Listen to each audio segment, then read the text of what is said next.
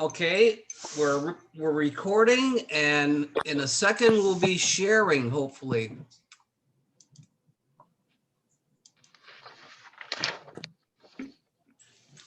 Are we sharing? We are. Yes. Rotary model? Self above self. Above Service self. above self. Service above self. Very good. And will you stand? Put your hand over your heart. Join me in the pledge. I pledge allegiance to the flag of the United States of America and to the republic for which it stands, one nation under God, indivisible, with liberty and justice for all. And now we'll have about a minute's silence.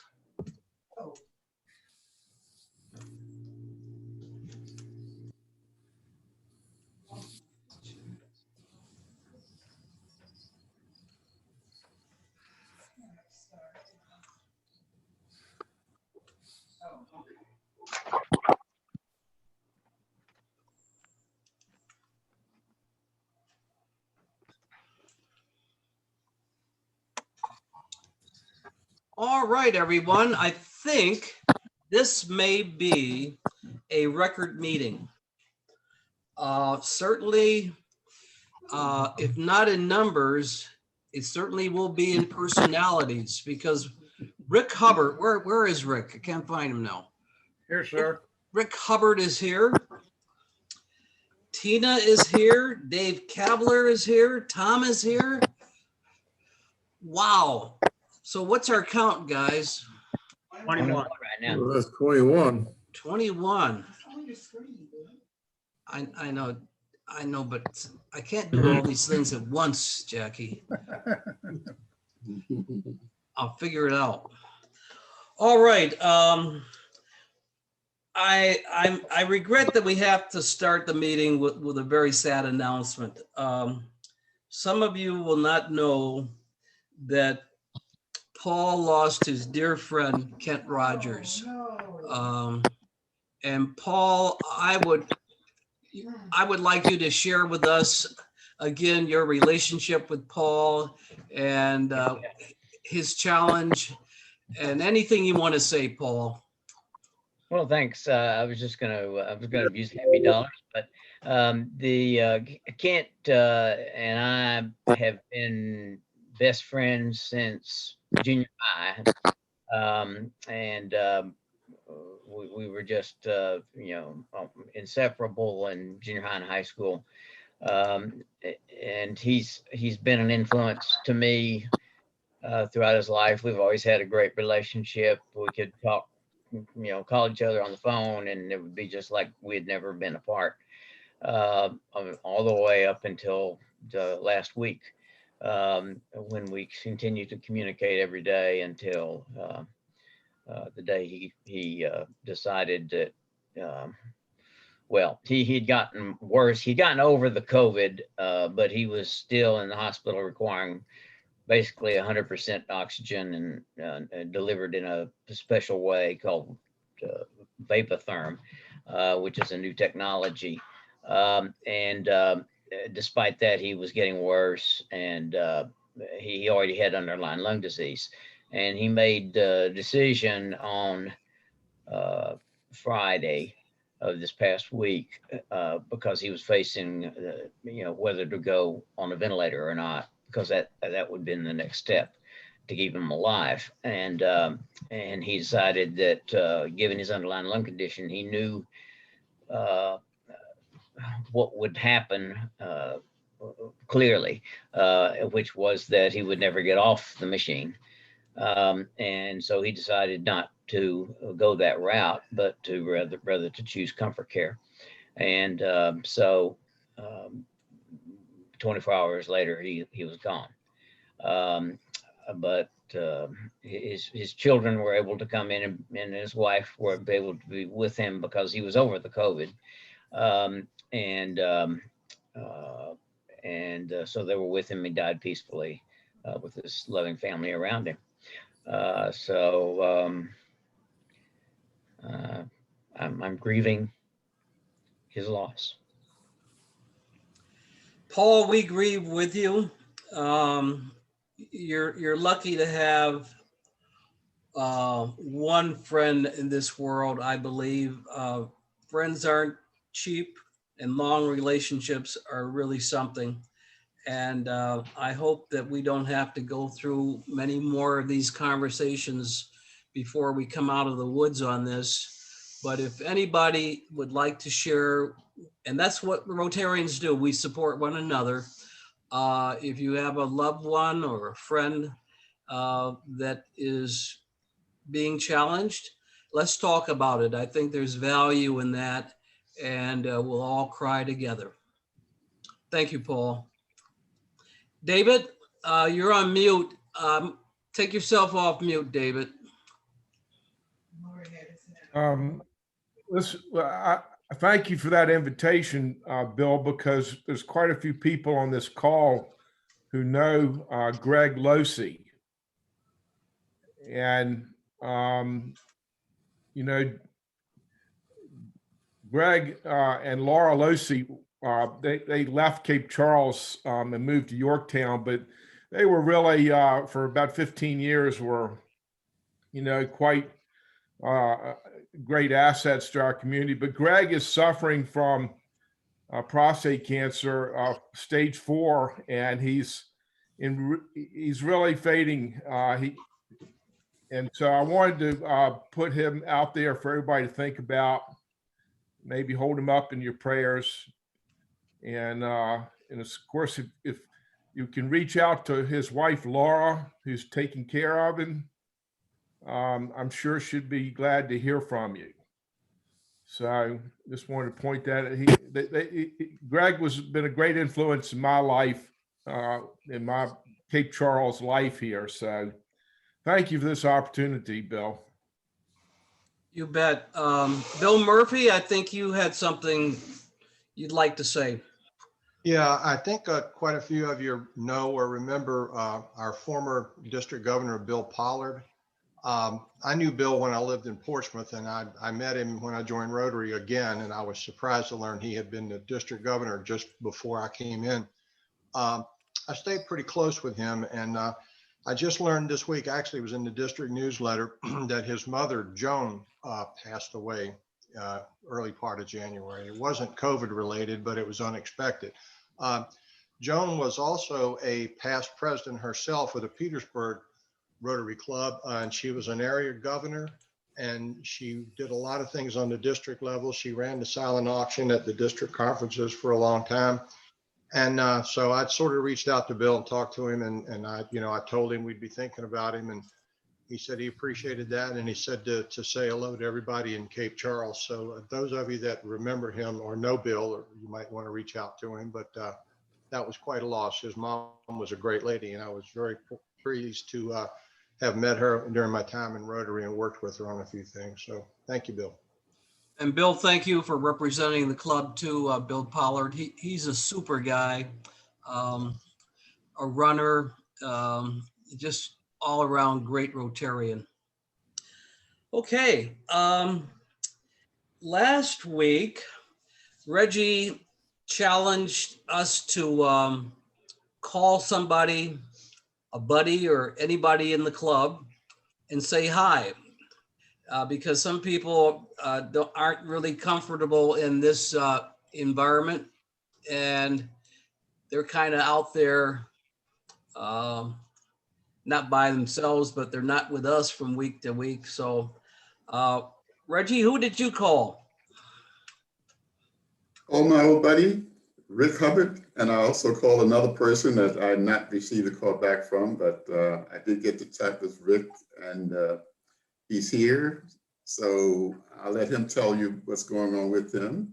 Instead of me trying to do it, he'll do a much better job. But thank you so much for joining us, Rick. And it was great talking with you again. Rick and I have known each other for, what, 15 years or something like that, Rick? You're on, you got to learn the ropes here, Rick. You're on mute. Okay, maybe I'm off now. Yeah, you're off now. I've known Reggie, I guess, for ballpark 15 years. I got to know him when Cape Charles went crazy the first time in terms of pricing and everything. And hopefully it won't follow suit again this time. In terms of the bottom dropping out once it got to the top. We're not into shaming anyone in this organization. That's not a cool thing to do. So we're not going to ask you, go around, did you call anybody? But if there's somebody who called someone who would like to acknowledge that, then now's the time. Oh, Jackie, who did you call? I called my buddy. What is it? Rusty? Rusty. Rusty Gates. And Rusty was on his way to get his vaccine shot. And he said that he had been for the last 4 weeks in South Carolina, where he's been playing golf. And that he was going back and he's going to be there for a couple of weeks. And I told him that I wanted to see him virtually and invited him to come back and visit the club. Thank you, Jackie. Yeah, Rusty's a great guy. Anybody else wants? Yeah, Bill. Yeah, Bill, even though he was with us last week, I called my good friend Walter, because I really had not seen him since last September. They've been gone. We had a good talk about a lot of things, Rotary and all, and I see that I did such a great job that he's not with us this week, even though he was here last week. But I did reach out and invite him back, and he's not going anywhere. He's probably just busy, so that was fun. While we were talking, Jim Rich just took us over the top. Hi, Jim. We are 22 strong, which is a record, right, Randy?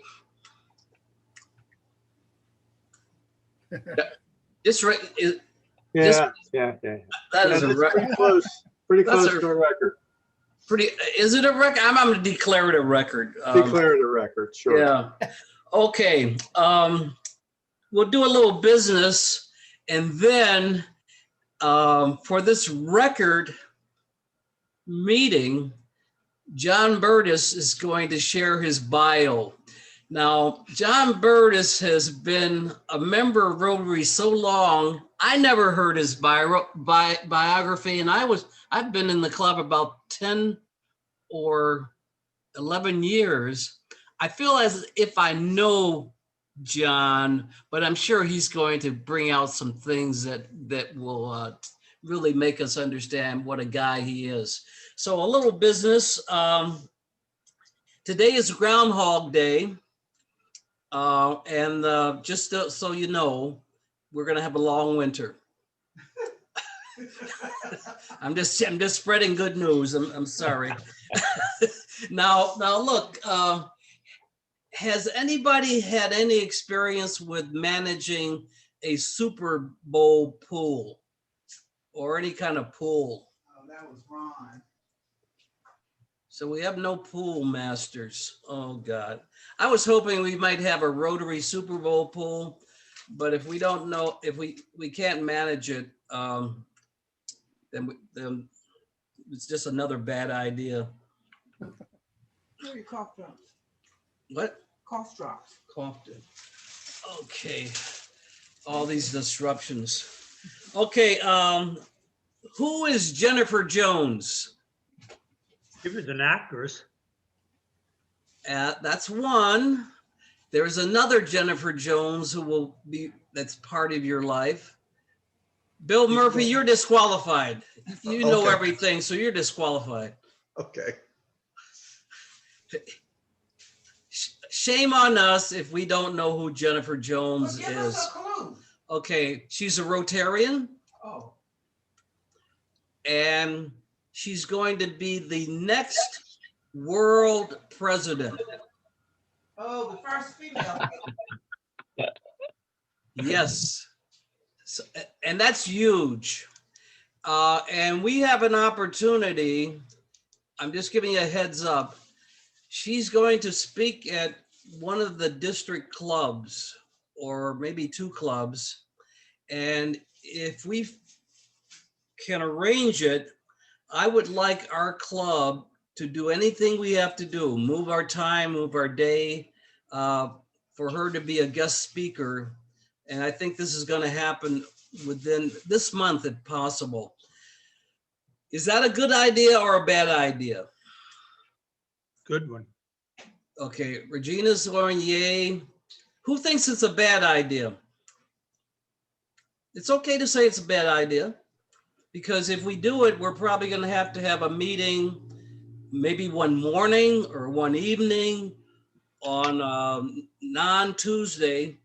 But if we can arrange it, I would like to join that that meeting. So I'll keep you posted on that. And Do you know where she lives, Bill, in the I think world? I think she lives in Canada. Oh, ask Murphy. Don't ask me those questions.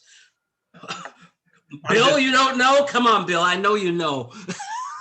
Now, after that fantastic buildup that I know everything, I don't know that. No, I can ask Rich Salon and find out though, I guess. I was just wondering about the time zone. And how Oh to- no, I think she's in Canada. Okay. Yeah, and it's a we would piggyback with another district club, so it's in our it's a local time zone. Okay. So be thinking about service projects. Keep it top of mind. Okay. What are the open chairmanships we have available?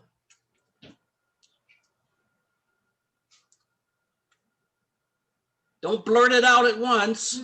Have public relations. I think Yeah, okay, we have a public relations, publicity chair job open. What else do we have open? Awards. Awards. One What more. about media? What's that? Media? Media folds in with publicity. This one is a new one that I just talked about last week, but I would like to do some strategic planning for the club. We haven't done any strategic planning since Paul was in charge, and we did everything. This club was never in better shape than when Paul was in the saddle. And when Paul got out of the saddle, a lot of things dropped. But I think it's important that we try to have a strategic plan, because if you don't know where you're going, you just kind of go day to day. And we don't want to go day to day. And I can promote this because it won't happen on my watch. It'll probably happen on Chuck's watch. And Chuck has some of the same genes as Paul, so I think it would happen. But we need somebody to be an organizer for a strategic plan. If you had any strategic planning experience in your working lifetime, that would help. Rotary has a lot of information to help us do a strategic plan. Paul, you're dying to say something. Well, Bill, we have strategic planning addressed in our bylaws, and there's a mechanism that you're supposed to follow every year. And I can't quote it for you, but I know it's in there that outlines who's supposed to lead it. And I think it's Chuck, but Yeah, it's a president-elect, Paul, because when I did it, I remember it was a president-elect in our bylaws. Heads up, and then he names the committee. Yeah, well, Paul, I think that the words are something like, if you don't know where you're going, any road will take you there. There you go, Alan. But I would like us just to start thinking about it. Things don't happen in one meeting. And we probably have a strategic plan that hasn't been touched since Paul ran the show. And it might be a matter of going back, getting that plan, buying Paul a cup of coffee and dusting it off. And that would work. So, Bill yes. and Paul, I think that may fall under, when I went to the pre-pets thing, they got into it a little bit, the goals, setting goals.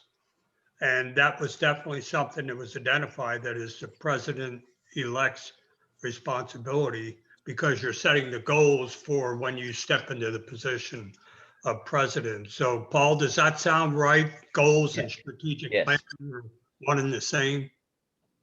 Yes. Okay. Hey, Bill, So I think we're okay. Go ahead, Bill. I did of course, my memory's not as good as it used to be, believe it or not, but I did a strategic plan back in 2016, 17 that I think is still in Dropbox, if I remember, because I know I was committee and Monica was on it, and I forget who all else was, but I know we did it back in 2016, 17. Okay, and I apologize for not remembering or even Oh, knowing no, that. that's okay. I just want to let you know there was one in Dropbox if we wanted to have, a starting point to look at what one looks like. But there is a lot of guidance in the RI and also in the district website about how to do that.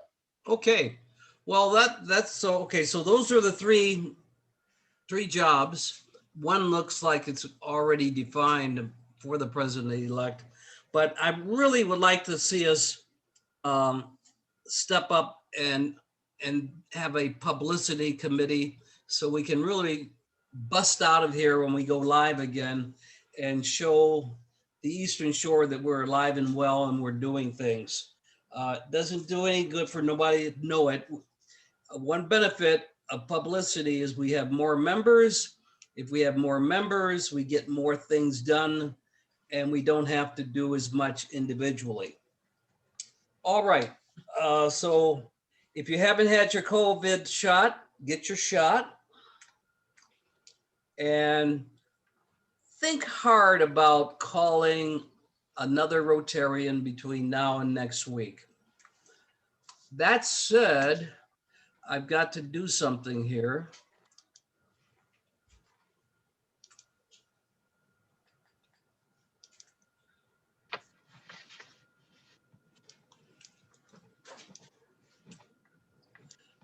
And what do you see there?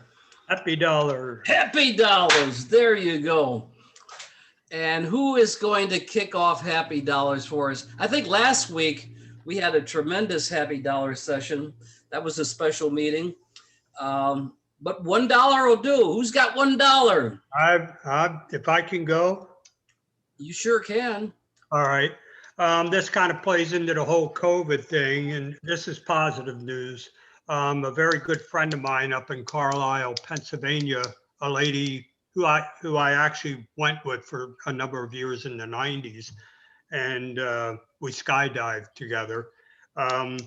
She works as a nurse in a nursing home up in Carlisle, Pennsylvania, and she's been reluctant to get the COVID vaccine. And she's sort of the typical nurse made of iron, and you can't make her do anything. She's got to decide for herself. Spoke to her yesterday, and without any prodding from me, I was real happy to hear from her. She decided she will go ahead and get the COVID shot. She's scheduled for Sunday. So I wasn't going to twist her arm, but I was really hoping that she would get it because she was very reluctant. I'm scheduled for tomorrow. So Dr. Clark, I'll see you then.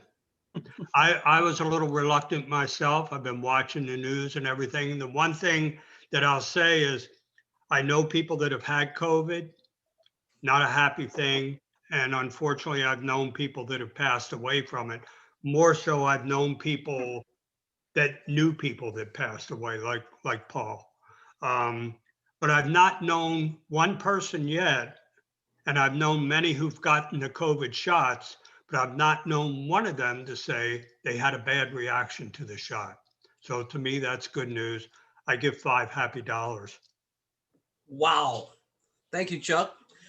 John, were you waving your hand there or just? Yeah.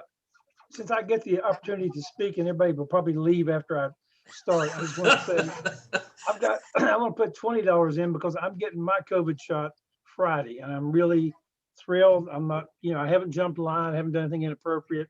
I go back to thank Paul again for bringing that to our attention, and I got scheduled now 10 o'clock Friday, I'm getting my first shot. So I'm very happy about that. Robert, are you waving your hand there? Oh, yeah. You're on mute, Bob. Let me see if I can take you off mute. You took his picture away. What happened? Start video. We don't want to lose him. This is a bad time to lose someone. Yes. Okay, how about now? You're good. Ah, I'm off mute. No, you're okay. Okay, my wife and myself, we get all shots today, so I'm putting in $10 on Happy Dollars. Wow. Tell Joanne we really appreciate that. Thank you. Good for you, Bob. Thank you. Bill Murphy raised his hand. Yeah, well, I've got 10 happy dollars too, 5 for now and 5 for a couple of weeks from now. Mary Jo and I got our first shot a week ago today. Sorry, a week ago tomorrow. And we're scheduled for our next shot on February 24th. So I'm, very happy about that. I'm also very grateful because, to be honest, I thought living here on the Eastern Shore, it might be a long time before things would trickle down to where we would have availability and be able to do it. But I was so pleased to learn that we're kind of in ahead of some of the other areas getting the shots out to people. So I'm very happy about that. And I'm also very thankful we were able to get an appointment. Thank you, Bill. Paul. I've got 15 happy dollars. The first $5 is because I was able to get my first shot a little over a week ago, and I strongly recommend that everybody get it. I've now lost 3 friends to COVID. And another $5 is just to celebrate the life of Kent Rogers, my great friend who died. He lived such an exemplary life and was such a pillar of his community that I'm going to share a newspaper article with the entire club after this meeting is over about him. He's a tremendous loss to his town in Corsicana, Texas. And number 3 in my other $5 is because today is Ginger's and mine 26th wedding anniversary. Wow. Oh, poor Ginger. Yeah. 26 years. Congratulations, Paul. That is super.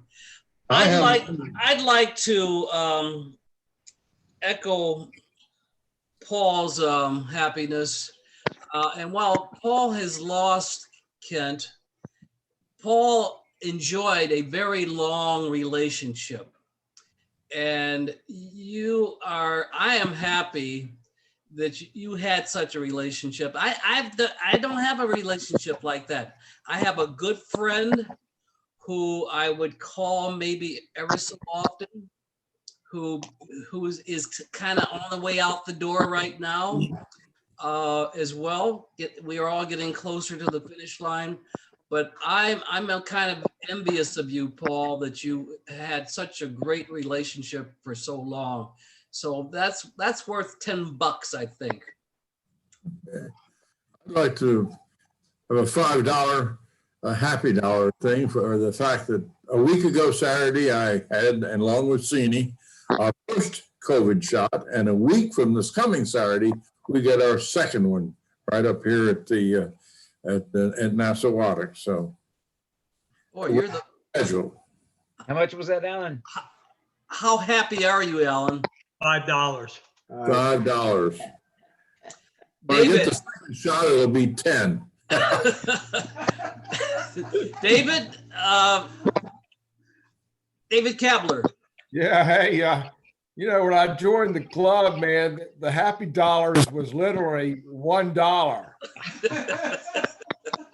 Inflation. And now you can't get away with that anymore. Yeah, you can. So, I'll throw in some happy dollars. I'll put in 10 happy dollars. And, for years, I've been participating in that MLK Junior Unity Day breakfast and walk, where we marched from the high school down to the courthouse. And we missed that. We couldn't do that this year. But I was always struck that we were standing underneath a Confederate statue at the end of that march. And I want to say I am so thrilled that our supervisors had the courage to step up at their last meeting and agree to take down that statue. So I am absolutely thrilled that our community is doing that and demonstrating a desire for unity and equality. And so I just want to make that statement there. I think it's worth noting. Thank you. And how much is that statement worth? I said $10. Oh, great. He put in 10, and I want to add, am I on mute? No. I want to add to that another 5 from me. Can you hear me? Yep. And I want everybody to know that Bill Payne was central to that decision being made. He had been lobbying the supervisors pretty much nonstop for months about that. And I tried to help a little bit with a letter to the editor and a letter to the board of supervisors. But Bill Payne is, I think, deserves the lion's share of the credit for that. Paul, you've got a big mouth. I'll Bill.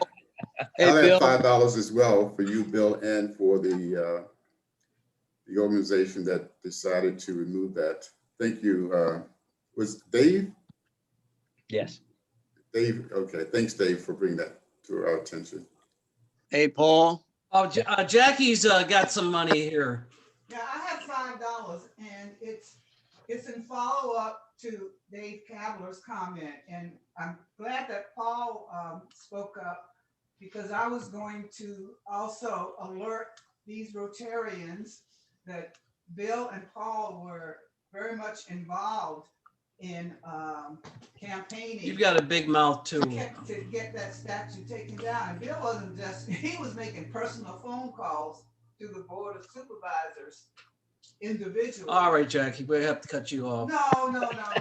But if he hadn't pushed for it, there's no telling what would have happened to that statue. But I think it was a great thing. And I will give $5 for Bill and Paul and all the others who worked hard to get that change made. And Robert is dying to say. Yeah, Robert wants to say it. Everybody's trying to shut me up. Yeah, Paul and Bill, I want to add $5 also to mine, make mine 15 total. So, Thank you, Bob. Hey, Thank you. okay, you guys are, Bill Murphy, you have to be last because we're getting into Burtis's time here. This happy dollar thing might be our new fundraiser. It is a good one. But I also wanted to add another $5 because I've read the article about Paul's friend in the paper, and it really was inspiring. So that's worth another $5 for me. I encourage you to read it. I have a couple of friends that I've known for that long, but one of them has a record and the other one's in witness protection. So you won't be here.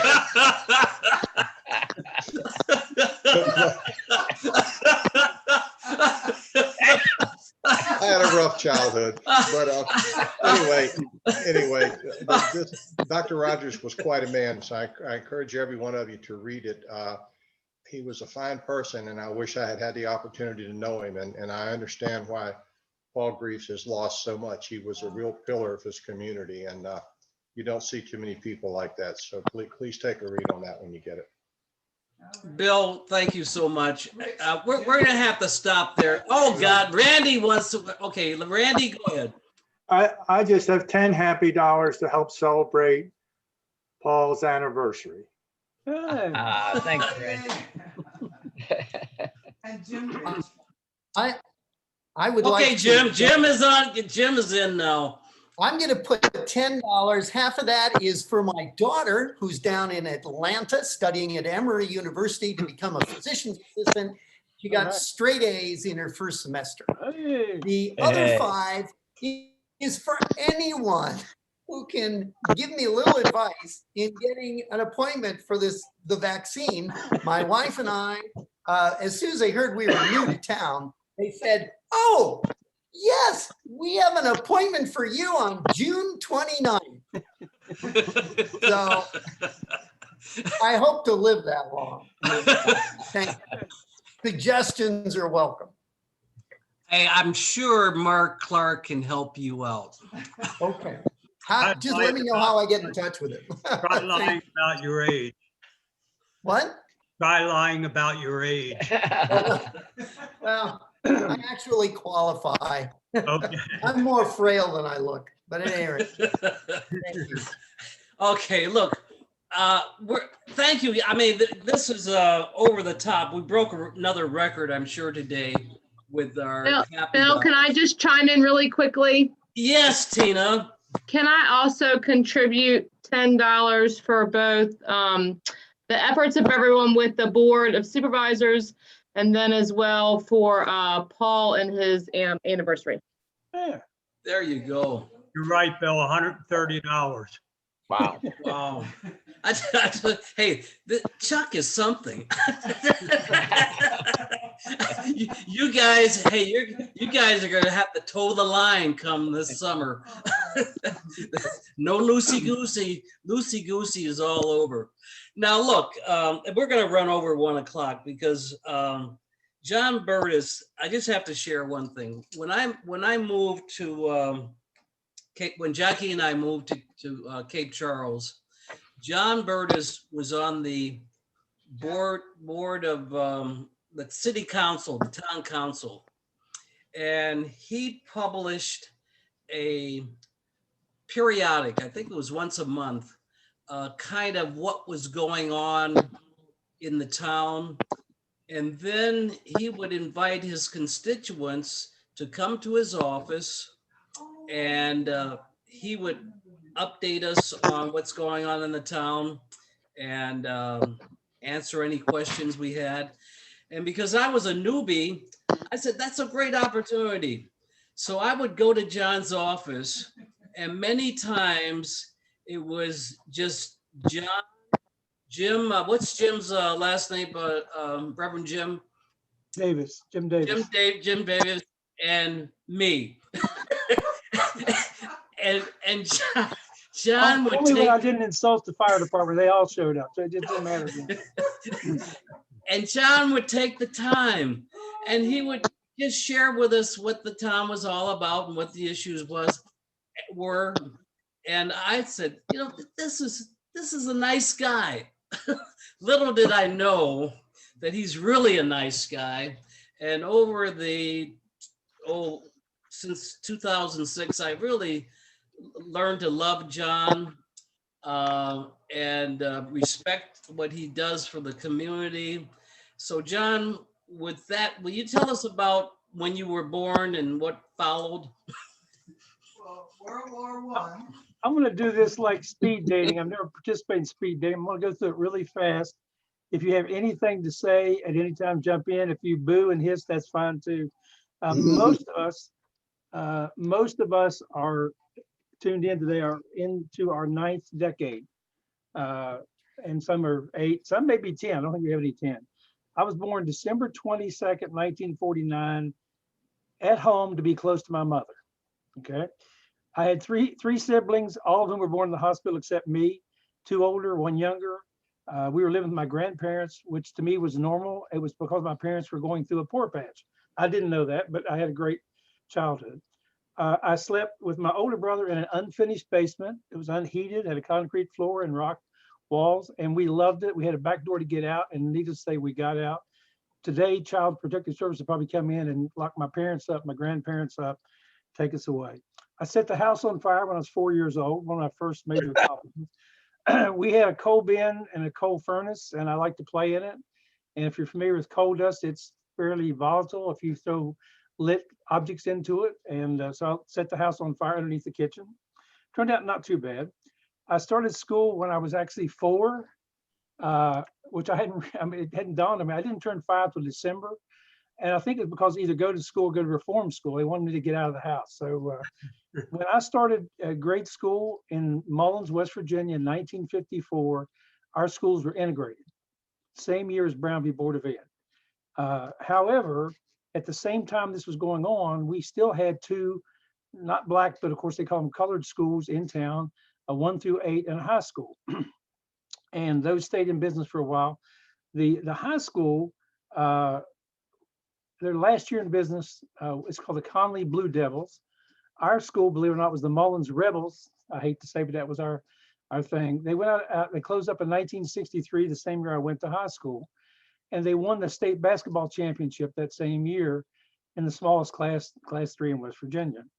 And the team included twin brothers whom I knew from Makia because their mother, Mabel Cruz, used to do ironing for my family. They had William Powell Cruz and Tyrone Power Cruz. Now, for those of you that not remember, those are two famous white actors of the 40s. Why they named these two boys after them, I have no idea. They were about 6'3" and about 220 each. They were real men. I mean, men. The other had a guy named Booker who was like silk, a guy named George, I can't think his last name, who looked like Charles Barkley. And then they had a guy named Rodney who was a shooter. And they were a terrific team. I used to go watch them a lot. And also Conley's cheerleaders, unlike our pasty white cheerleaders, were a lot of fun to watch. You know, they rocked and rolled, and ours were like rah rah, sis boom bah. So it was a great entertaining thing. The colored grade school was 3 doors from my house, 2 doors from my house, once I moved out from my grandparents' house. I graduated high school in '67. I lettered in wrestling. We were a basketball school. That's why I became a wrestler. A couple of guys that went to my school 2 years behind me and 3 years behind, 5 years behind me were Mike D'Antoni. Mike coached the Suns, the Knicks, the Lakers, the Rockets. His dad was our principal. Jerome Anderson, who lived on the other, I lived on one side of the college school, he lived on the other. Jerome played for the Celtics and played in Europe for years, and he died of cancer quite young at 55 years old. Back to wrestling, I got a jacket and a leather jacket. That was a big deal for a high school kid, boys especially.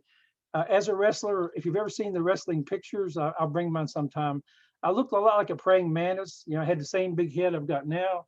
I weighed 115 pounds. I had no muscle development whatsoever. We didn't do that in those days. I knew a lot about lighting schemes in gymnasiums, if that tells you anything about my career. If you don't get it, that means I spent a lot of time on my back. I got pinned several times, about 50-50 actually. I was going to be the first in my family to go to college, 1967, and I came in to tell my parents that my 15-year-old girlfriend was pregnant. And unlike what I would have done, they didn't kill me.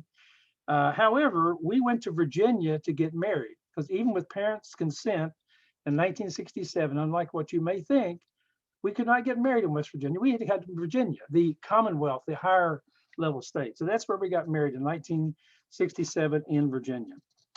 I went to Morgantown, WVU, graduated in 1971 with a degree in business. I had some summer jobs. I worked in a supply room at a hospital. I worked on the highway crew cutting weeds for the road department. I was a Gandy dancer. I think I've mentioned this before. Anybody know what a Gandy dancer is? Some do. Look it up. I got $4 an hour in 1969 to be a Gandy dancer. Then I graduated and went to work. I went to work for the legislative auditor. This is the first job I got fired from. I've been fired from more than one. I won't go into all those. I made $3.30 an hour, $6,600 a year with a college degree. I made $4 an hour 2 years earlier working on a railroad. That's what a Gandy dancer does. Yeah. I worked then for Jay Rockefeller, who was Secretary of State at that time, for a couple of months before I went in the Navy Reserves. I was in Navy Reserves for 6 years. I was never upon a ship that wasn't tied up. And I'll get back to that in a minute based on what Dave Kabler said. I also worked as a real property assistant in the tax department for a few months. Then I got my first real job as a assistant national bank examiner with the Treasury Department in 1972, and I started out at $9,100 a year. So I got like a 38% raise. It was a lot of money. I mean, you know, to me. I worked that job for about 5 years, 6 years. Then I went to work in banks, and I worked at 4 different banks. I was the CEO of 2. I was on the board of 3 of the 4. The last bank I worked for ran a loan portfolio of $240 million, which is nothing nowadays. Wasn't a whole lot then, and Jackie would know about that for sure. The good news about this, the last bank I worked for is that's where I met Sela. And that was in 1990, well, made it in 1985. I left that bank in 1990, excuse me. In the early 90s, I worked to arrange loans for people, mostly motels, convenience stores, truck stops. I managed to arrange about $50 million in loans. I also got my first gig as an expert in banking. I didn't even know there was such a thing, but I was looking for something to do. And I worked on a case in Cleveland in federal court for a guy named John Bustamante. And John was one of the first Black men to graduate Harvard Law School, and he'd been charged with bank fraud. And actually it was bank fraud against an insurance company, just bank fraud statute. And he also raised money for the Tuskegee Airmen Museum. He was quite a guy, and he was associated with Martin Luther King. And he was being defended free by a very large firm at that time called Squire Sanders. And one of my former underlings when I was a bank examiner worked there. So he told me I could do this. So I went up and did that. It was a very interesting case. And from that, I kind of got into this. I've now done over 200 cases in 30 years. That was the first case I ever did. I knew nothing about being an expert until I became one, like the old joke. 1996, Seal and I came to the Eastern Shore on vacation.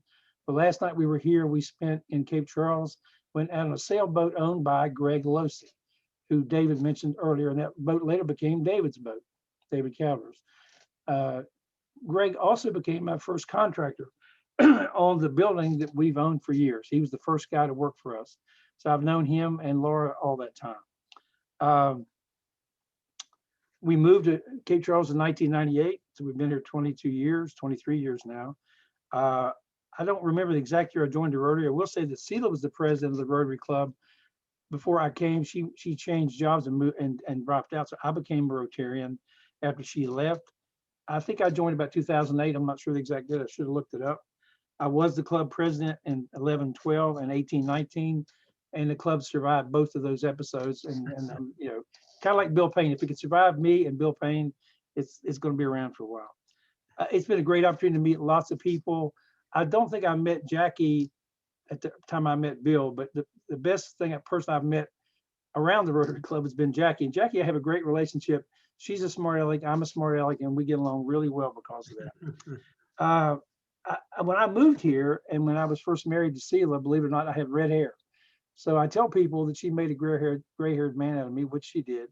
But I'm very happily kept now by a judge who has a good job, and I just kind of loaf around practicing law. We have 4 kids, 12 grandkids, and my plan is to retire this year. I've been planning it for about 3 years, and I can't quite seem to get it done.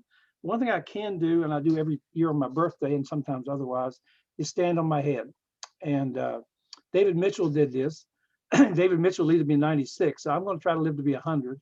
I would say, again, you can look at the side. Having a big head helps you stand on your head. Once you get things in place, it's really a great balancing tool. So that's my story. John, do you know where Hinton, West Virginia is, around Charleston area? It's Hinton, Hinton. Yes, I do. Hinton, yeah. Yeah, it's very close to where I grew up. My little town was a railroad town, about 3,500 people. We had a roundhouse, the whole bit. It would remind you of Cape Charles, except we used to say because of the steep valley we lived in, that it was like Dr. Pepper. The sun came up at 10 and went down at 2. It wasn't quite that bad, but there were no flat places much around where I grew up. It was a very different place than here. And Hinton is on the New River. It's part of the New River Gorge. Well, I have family members that made their way out of the Jamestown settlement up through Virginia, and they were passing through to go to Pennsylvania, but parts of the family dropped off in what would become West Virginia. So around the Hinton area and the Charleston area. So I still have some roots in that part. A lot of people don't know this, a little twist in history. West Virginia seceded from Virginia during the Civil War. And it was in June of 1863, I believe, about 6 months after the Emancipation Proclamation was signed. That's right. The Emancipation Proclamation freed the slaves in the Confederate States only, not the U.S., not the U.S. territories. When West Virginia seceded from Virginia, slavery was already a past thing in Virginia because of the Emancipation Proclamation. When they joined the Union had no blocking of slave states entering into the Union. West Virginia actually entered the Union in June of 1863 as the 5th slave state in the Union. So they had slavery forbidden by the Emancipation Proclamation, seceded from Virginia and entered the United States as a slave state in the middle of the Civil War. So a little twist of history there. One thing, Chuck, about that, because there's only a few places along the Ohio River where agriculture is really possible on a large scale, there was very little slavery in West Virginia. It was very lightly populated. There was slavery in West Virginia, but it was I'm not saying because they're great people, good people, it just wasn't economically viable. People were scratching out a living, doing other things. So having large farms and plantations was not part of the thing. Yeah, that's true. It was mostly a coal mining state. Any questions for John? Hey, John, I just wanted to let you know that I really never knew exactly how old you are, but I just wanted to let you know that I'm 9 months older than you, but don't worry, you needn't refer to me as Mr. Murphy. You can. I will say, and Bill Payne knows this guy really well. One guy I've gotten to know really well, and a really generous man, his name Bruce Bradley. He's the one that gave a ton of money to the Y. Nice guy, smart guy. I just found out very recently he was born on December 25th, 1949, 3 days later than me.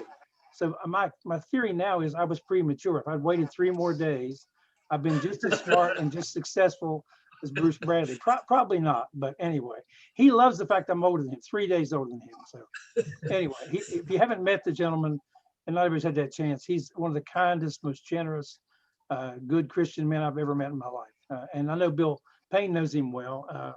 He's quite a guy. Anything else for John? Jackie.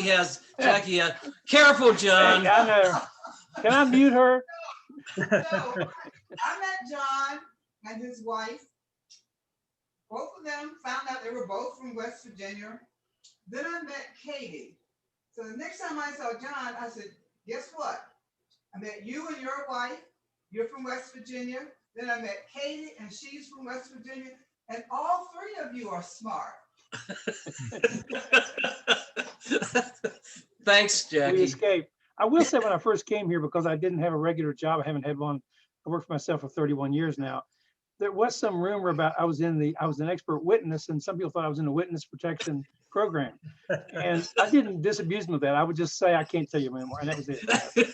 And because they want, how would somebody from West Virginia show up here, buy an old building, and hard scrabble around, and there must be a story. Well, the story was we went out in the boat with Greg Losi and loved the place. That's the truth. So I'm really sorry to hear about Greg's illness. Hey, John, I would like to commend you on the detail that you have regarding your life. I mean, that's a reminder for me to go back and see if I can recreate some of the information like you did, because you just ran right through it. It was really sharp, powerful, clear. And by the way, I'm a couple of years older than you, so you can call me Mr. Reggie if you want. Well, I don't think anybody's as old as Bill Payne. I think he's the oldest one. I don't know. Thing I learned was keep John away from matches. Hey, Chuck is both a comedian and a historian. Yeah. Oh boy! All right, it's approaching the top of the hour. Anything else for John? If that's the case, then we will. I'm getting pretty good at this, I think. You need to keep the directions off the page. Oh, that's all right. With regard to what we think, say, and do. 1, is it true? Is it true? 2, is it fair to all concerned? 3, will it build goodwill and better friendships? 4, will it be beneficial to all concerned? And Stanley. Will we have fun? There you go. And before we break off today, I would, this has been tough for everybody, but listening to John reminds me that life is really what you want it to be. So these are a few tough days here, but do the best you can. And if you think you can't do it, call me or call another Rotarian and we'll figure it out together. Take care, folks. Bye-bye. Bye. Bill. Hey, Bill Payne, I'll see you at 2 o'clock. Yes. Let's see.